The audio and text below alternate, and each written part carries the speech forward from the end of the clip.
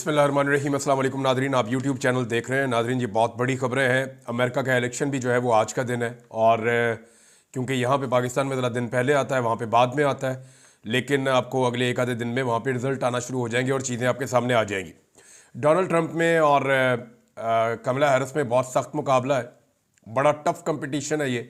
और Donald Trump आगे चल रहे थे बड़े लंबे अरसे तक, अगस्त में वो बहुत आगे रहे, सितंबर में जो हैरिस हैं वो निकली थोड़ा सा आगे आई, लेकिन अक्टूबर के आखिर तक डोनाल्ड ट्रंप ने दोबारा बहुत सारा जो फासला है वो कवर कर लिया था। लेकिन अभी भी जो स्विंग स्टेट्स हैं वो बहुत इंपॉर्टेंट हैं, यानी वहाँ पे क्लियर है कि ये वाले जो इनकी स्टेट्स हैं यहाँ से डोनाल्ड ट्रंप जीतेगा, और ये कुछ स्टेट्स हैं जहाँ से जो है वो जो बाइडन की पार्टी या कमला हैरिस की पार्टी जीतेगी। अब डेमोक्रेट्स की और रिपब्लिकन्स की अपनी अपनी स्टेट्स हैं, लेकिन इस इंतखाबी नतीजे का जो पूरा मंजरनामा आपके सामने आएगा और जो फैसला आपके सामने मौजूद होगा वो कुछ स्विंग स्टेट्स हैं। वहाँ पता चलेगा कि जो वहाँ से बेहतर कारकर्दगी दिखाएगा वो अमेरिकी सदर बन जाएगा। अभी चीज़ें जो है इसके लिए कहना कुछ कबल अज़ वक्त है, ज़रा थोड़ी सी वोटिंग शोटिंग हो जाए तो अगले वीलॉग में आपको मैं चीज़ें बताऊँगा।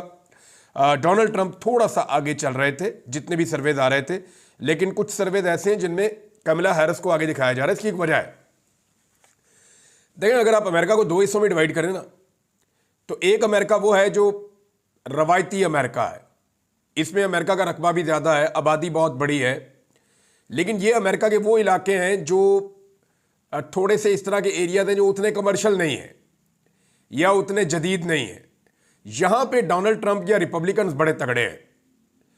लेकिन जब आप आ जाते हैं बड़े शहरों में, जैसा कि न्यूयॉर्क है, जैसा कि वाशिंगटन है, इस तरह बहुत सारे बड़े शहर हैं अमेरिका में, तो यहाँ पे आपको पता है कि बड़ा ज़बरदस्त किस्म का यहाँ पे सरमायादाराना निज़ाम है। सारी एडवर्टीजमेंट यहाँ से जनरेट होती है, पैसा जो है वो यहाँ पे ज़्यादा सर्कुलेट होता है, तो यहाँ पे डेमोक्रेट्स तगड़े हैं।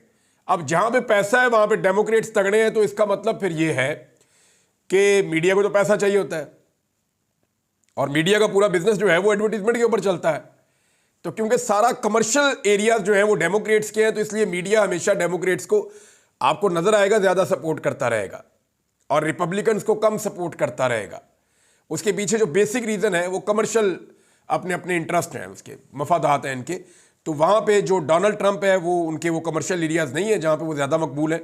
लेकिन ओवरऑल जितनी भी अब तक सर्वेज आए हैं उनमें डोनाल्ड ट्रंप बहुत टफ कैंडिडेट है, और बहुत मुमकिन है कि वो अगले 24-48 घंटों के अंदर क्लियर हो जाए कि डोनाल्ड ट्रंप जो है वो अमरीकी अगले सदर बन रहे हैं। हो सकता है ये हो जाए, हो सकता है ये ना भी हो। लेकिन पाकिस्तान में एक बहुत बड़ी खबर है, और ये इतनी बड़ी खबर है, यानी इन्होंने 9 मिनट के अंदर 6 बिल पास करवा लिए। आर्मी चीफ समेत जितने भी सर्विसेज चीफ हैं उन सब की मुद्दत मुलाजमत 3 के बजाय 5 साल होगी। मिसाल के तौर पे इस वक्त जो आर्मी चीफ है उन्होंने 2025 में रिटायर होना था, तो अब वो 2027 में रिटायर होंगे अगर ये कानून जो है उसको चैलेंज ना किया गया या अदालत ने इसके रास्ते में बंद ना बांधा, तो फिर वो 2027 में रिटायर होंगे। तो ये जितने भी अब कानून पास किए जा रहे हैं, अगर ये मामला जाएंगे सुप्रीम कोर्ट के फुल कोर्ट में तो नतीजा कुछ और आएगा, सुप्रीम कोर्ट में जाएंगे नतीजा कुछ और आएगा, लेकिन अगर आईनी बेंच में जाएंगे तो नतीजा कुछ और आ सकता है। ये मैं आपको इसलिए कह रहा हूं कि देखें बहुत बड़ी खबर है जो मैं अब आपको देने वाला हूं। यह खबर हसनात मलिक साहब लेकर आए थे, मुतीउल्लाह जान साहब के प्रोग्राम में उन्होंने इसको ब्रेक किया था।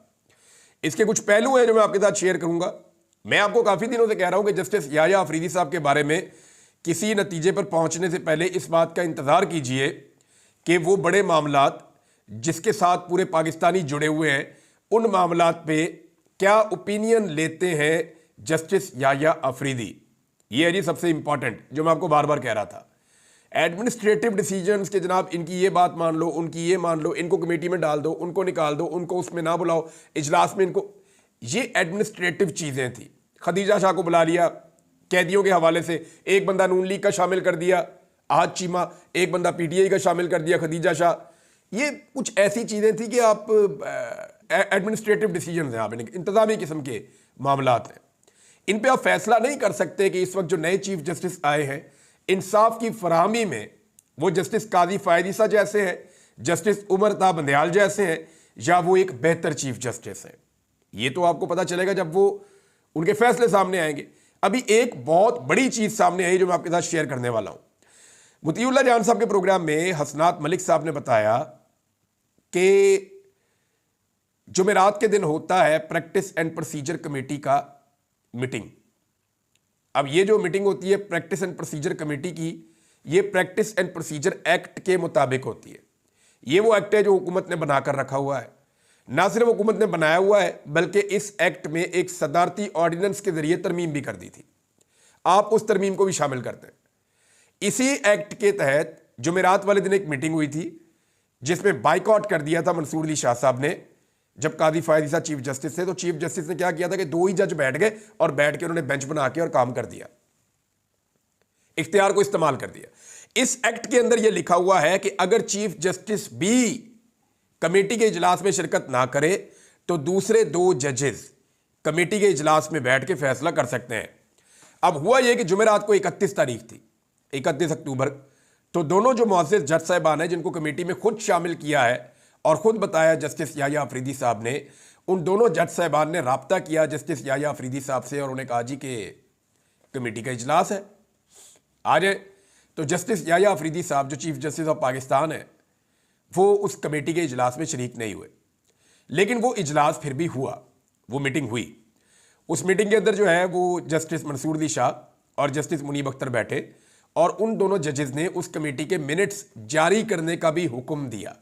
ये डायरेक्शन दी कि इसके मिनट्स को जारी किया जाए और उसके अंदर ये फैसला किया गया उस कमेटी में कि जितनी भी आईनी पटिशन्स आई हैं 26वीं आईनी तरमीम के हवाले से जितनी दरखास्तें आई हैं इन सबको इकट्ठा करके 4 तारीख बरोज़ सोमवार यानी पीर वाले दिन 4 तारीख को, यानी कल जो दिन गुजर गया है, इन सबको सुप्रीम कोर्ट ऑफ पाकिस्तान में लगाया जाए और सुप्रीम कोर्ट ऑफ पाकिस्तान का फुल कोर्ट यानी तमाम जजेस बैठकर इस केस को सुने।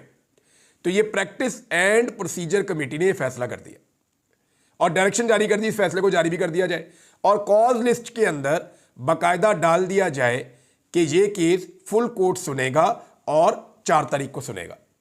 ये हो गया जनाब फैसला। अब होना तो ये चाहिए था उसूल के मुताबिक, कानून और ज़ाब्ते के मुताबिक, कि कॉज लिस्ट भी जारी होती, इसके मिनट्स भी जारी किए जाते और ये फैसला इसके ऊपर अमल दरामद होता। लेकिन हुआ ये कि सबसे पहले तो जस्टिस याह्या अफरीदी साहब उसके अंदर बैठे नहीं, कमेटी में जो प्रैक्टिस एंड प्रोसीजर कमेटी है उसमें वो नहीं बैठे।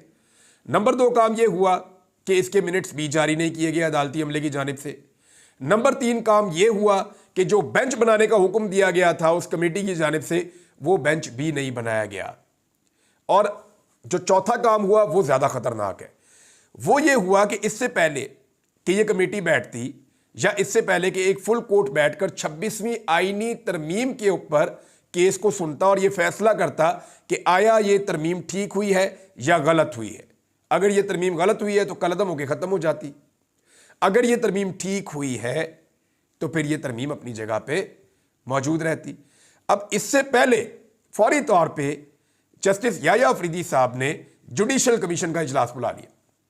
देखें, जुडिशल कमीशन का इजलास जब बुला लिया जाएगा तो फिर क्या बनेगा? आईनी बेंच। हुकूमत अपनी मर्जी का आईनी बेंच बना देगी। जब हुकूमत अपनी मर्जी का आईनी बेंच बना देगी तो हुकूमत की कोशिश होगी कि उसके बाद जितने कानून बनाए जाए, चाहे वो सही है या गलत है, आईनी तरमीम का मामला हो सही है या गलत है, तमाम चीज़ें उस बेंच के पास भेजी जाएं, क्योंकि वो बेंच हुकूमत ने अपनी मर्जी का बनाया हुआ है। लिहाजा वो तमाम चीज़ें हुकूमत की मर्जी के बेंच में चैलेंज होंगी। मिसाल के तौर पर ये जो आर्मी चीफ की तौसीह वाला मामला है या बाकी सर्विसेज चीफ जो है उनकी तौसीह वाला मामला है, इसको कोई जाके चैलेंज करना चाहता है, इस वक्त तक चैलेंज करेगा तो ये जाके सुप्रीम कोर्ट ऑफ पाकिस्तान में चैलेंज हो सकता है। अगर आईनी तरमीम को चैलेंज करेगा फिर तो सारा कुछ ही खत्म हो जाएगा। लेकिन अगर इसको चैलेंज करता है तो अभी तो सुप्रीम कोर्ट में होगा, लेकिन बाद में ये आईनी बेंच के पास जाएगा। तो इसलिए मुझे ऐसा लगा कि बजाय इसके, ये इससे आप अखज़ कर सकते हैं, सारे कोर्ट रिपोर्टर्स भी यही कह रहे हैं कि एक्चुअली याह्या अफरीदी साहब ने यह किया कि वो ये चाह रहे हैं कि इससे पहले कि 26वीं आईनी तरमीम का तनाज़ा सुप्रीम कोर्ट ऑफ पाकिस्तान में सुना जाए, उससे पहले आईनी बेंच बना दिया जाए ताकि सारा मामला उधर चला जाए। और ये जो आईनी तरमीम की गई है, अब पहले आप ये देख लें कि इसके बाद हुआ क्या। एक तो जो जज साहिबान है उन्होंने अफसोस का इजहार किया, फिर दोनों मुअज़्ज़िज़ जज साहिबान जो प्रैक्टिस एंड प्रोसीजर कमेटी का हिस्सा हैं, उन दोनों जज साहिबान ने एक खत लिखा जस्टिस याह्या अफरीदी साहब को। और ख़त के अंदर दोनों जज साहिबान ने यह कहा कि जी उन्हें बहुत अफसोस हुआ इस बात के ऊपर और उनके तहफ़्फ़ुज़ात भी हैं इस बात के ऊपर, और साथ ही साथ उन्होंने ये मुतालबा भी किया और इस उम्मीद का इजहार भी किया कि जो बेंच बनाने के लिए हमने कहा है वो बेंच इसी हफ्ते में बन जाएगा और इसी हफ्ते में 26वीं आईनी तरमीम के खिलाफ जितने केसेस हैं वो सारे फुल कोर्ट के अंदर सुले जाएंगे। ये उन्होंने मुतालबा भी कर दिया कि इसी हफ्ते ये किया जाए। और साथ ही साथ उन्होंने ये शिकवा भी किया कि जनाब ना तो कॉज लिस्ट जारी की गई, साथ ही उन्होंने ये शिकवा किया कि ना ही मिनट्स जारी किए गए प्रैक्टिस एंड प्रोसीजर कमेटी के। तो ये जनाब एक पूरा खेल हुआ सुप्रीम कोर्ट ऑफ पाकिस्तान में, जो बड़ा अनफॉर्चुनेट है। अब जब कादी फायद ईसा साहब को या निज़ाम को ज़रूरत होती है तो दो जजेस मिल के प्रैक्टिस एंड प्रोसीजर कमेटी की मीटिंग बुला के बेंच बना के और कार्रवाई कर लेते हैं। लेकिन जब निज़ाम की ज़रूरत नहीं होती और जस्टिस याया अफरीदी साहब जो हैं वो सिस्टम के साथ ऐसा लगता है खड़े हो गए हैं, तो दो जजेस बैठते हैं, सेम एक्टिविटी होती है लेकिन कानूनी तौर पे उसके ऊपर अमल दरामद नहीं होता। ये निज़ाम इस लेवल तक कभी नंगा नहीं हुआ था जिस लेवल तक अब नंगा हो गया है। और यहां से आगे वकला को ये बात समझ आ जानी चाहिए कि खेल हो क्या रहा है। अदलिया और उसकी आज़ादी पूरी तरह से खतरे में है। हुकूमत अपनी मर्जी के जजेस लाना चाहती है, यानी 12 जजेस कर दिए हैं इस्लामाबाद हाई कोर्ट के। ये जो नई कानून साजी की गई है इसमें, इसको चैलेंज कैसे किया जाएगा? ये फिर आईनी अदालत में चला जाएगा। इसी तरह सुप्रीम कोर्ट ऑफ पाकिस्तान में 34 जजेस कर दिए गए हैं।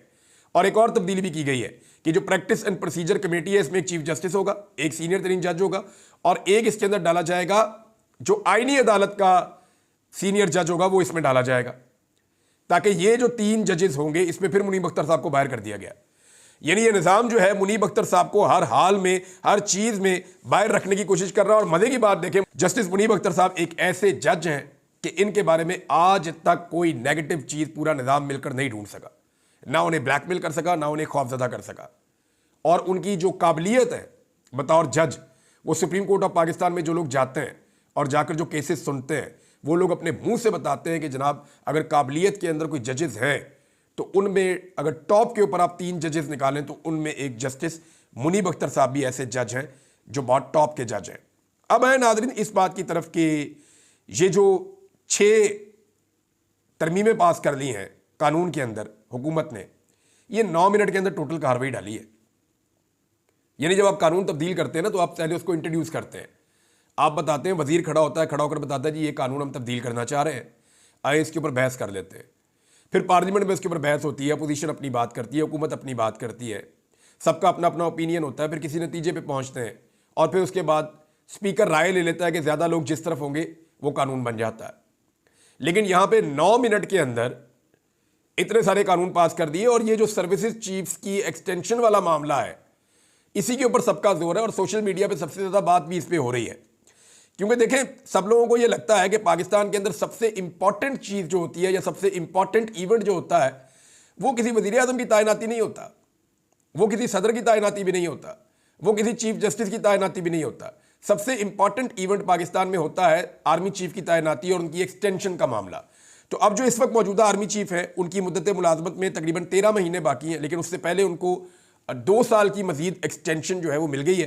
तो अब ऐसा है कि वो 2027 तक आर्मी चीफ रहेंगे। और ये सिर्फ उनके लिए नहीं हुआ, ये बाकी सर्विसेज चीफ्स को भी ये सहूलत दे दी गई है। पाकिस्तान तहरीक इंसाफ के कुछ लोगों ने कहा जी हम इसको चैलेंज करेंगे, हम अदालत में भी जाएंगे। अब डिपेंड करता है कि अगर सुप्रीम कोर्ट ऑफ पाकिस्तान का फुल कोर्ट बैठ जाता और जस्टिस याया अफरीदी साहब को सुप्रीम कोर्ट के जजेस मजबूर करते हैं कि जनाब फुल कोर्ट बिठाएं, बिठा के इंसाफ के मुताबिक फैसला करें और आईनी तरमीम के ऊपर पहले डिस्कस कर लें, और अगर आईनी तरमीम ठीक है तो फिर आगे बढ़ते हैं, अगर आईनी तरमीम ठीक नहीं है तो यह निज़ाम कैसे चलेगा? अगर तो ये हो जाता है तो फिर तो मामला किसी और तरफ जाएंगे। और अगर ये नहीं हो जाता तो नाज़रीन चंद चीज़ें तो मैं बहुत आपको क्लियरली कर दूं कि जो कुछ भी इस हुकूमत ने मैक्सिमम करना था वो इन्होंने कर दिया। आर्मी चीफ की तौसीह करनी थी, हो गई। जस्टिस मंसूर अली शाह साहब को रोकना था, रोक लिया गया। सिक्योरिटी फोर्सेज को इख्तियारात देने थे, वो दे दिए गए। 3 महीने तक जिस बंदी बंदे को अगवा कर लिया जाए, गायब कर लिया जाए। मुनीब अख्तर साहब का पत्ता साफ करना था, वो कर दिया गया। जस्टिस मंसूर अली शाह साहब को रस्ते से हटाना था, वो हटा लिया गया। इमरान खान साहब को जेल के अंदर रखना था, तब से अब तक रखा हुआ है। उन्हें फौजी अदालतों के हवाले करना है, आने वाले दिनों में ये कर पाएंगे। आईनी अदालतें बनाकर अपने हर आइन को और गलत कानून को तहफ़्फ़ुज़ देना है, वो भी इनका काम हो गया है। अगर ये सारी चीज़ें हो गई हैं तो फिर इस निज़ाम के अंदर रहते हुए किसी किस्म की भी जद्दोजहद या उम्मीद रखना ये फिर फजूल हो जाएगा मेरी दानिश में। यानी इस निज़ाम के अंदर रहते हुए आप जद्दोजहद पता कब करते हैं? आप तब करते हैं जब कम से कम एक चीज़ आपके पास होती है। वैसे तो मुआशरों में लोगों के पास बहुत सारी चीज़ें होती हैं ना, मुआशरे इखलाकियात की बुनियाद पे भी खड़े होते हैं, मुआशरों के अंदर बहुत सारी चीज़ें होती हैं, रूल ऑफ लॉ होता है, आज़ादी इज़हार राय होती है। पाकिस्तान में कुछ भी नहीं है। पाकिस्तान में जो कम से कम हो सकता है ना, जो कम से कम हो सकता है कि आप निज़ाम में रह के लड़ने की कोशिश कर रहे हैं या निज़ाम में रहकर बेहतरी की कोशिश कर रहे हैं, तो कम से कम जो सहूलत आपको मैसर होनी चाहिए वो होनी चाहिए अदलिया की आज़ादी और वहाँ से इंसाफ का हुसूल। जब तक आपको अदालत इंसाफ देती रहती है, आप निज़ाम के अंदर रह के निज़ाम के साथ चिमटे रहते हैं, उसी निज़ाम में आप टकरे मारते रहते हैं कि इंसाफ मिलेगा, ये दरवाज़ा खुलेगा, मैं कोशिश करूंगा। लेकिन जब लोगों को यकीन हो जाता है ना कि अब अदलिया से किसी किस्म की इंसाफ की उम्मीद नहीं है, तो फिर लोग मुतबादल तरीके ढूंढते हैं, लोग एहतजाज करते हैं, जैसे बांग्लादेश में हुआ, जैसे श्रीलंका में हुआ, जैसे और बहुत सारे मुल्कों में माजी में होता रहा है, बहुत सारे मुल्कों में माजी में हुआ। और जिन मुल्कों में हुआ, अजीब बात यह है कि वो सारे मुल्क जब उस सिचुएशन से निकले तो बहुत तेज़ी से उन्होंने ऊपर की जानिब सफ़र किया, उन्होंने बड़ी तेज़ी से सफ़र किया और तरक्की की। तो पाकिस्तानियों के लिए ये बड़ा इंपॉर्टेंट टाइम है।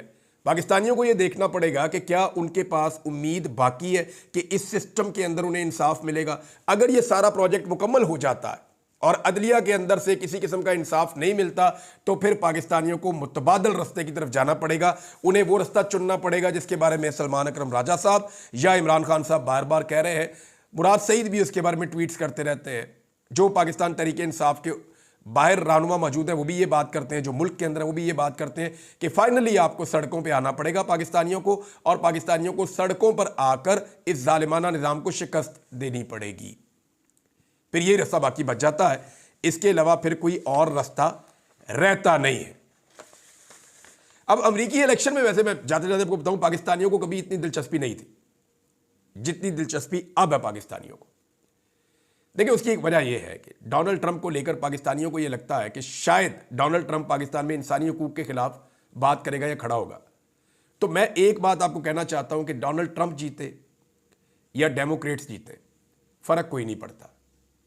जो कौम या जो लोग अपने हक के लिए खुद नहीं खड़े हो सकते ना, उनके लिए कोई बाहर वाला खड़ा नहीं होता, और अगर खड़ा होता भी है ना तो उसके खड़े होने की कोई औकात नहीं होती। जितना मर्जी आप जोर लगा लें, जितनी मर्जी आप कोशिश कर लें, बाहर वाले जो मर्जी करते रहें, वो पाकिस्तानियों की किस्मत नहीं बदल सकते। आपकी किस्मत तभी बदलेगी जब आप ये फैसला करेंगे कि आपने अपनी किस्मत बदलनी है और आपने अपने फैसले खुद करने हैं। हर चीज़ की एक कीमत होती है, अगर आप वो चुकाने के लिए तैयार हैं तो फिर आपको किसी डोनाल्ड ट्रंप की तरफ नहीं देखना पड़ेगा। अब तक के लिए इतना ही। अपना ख्याल रखिएगा, अपने इस चैनल का भी। अल्लाह हाफ़िज़।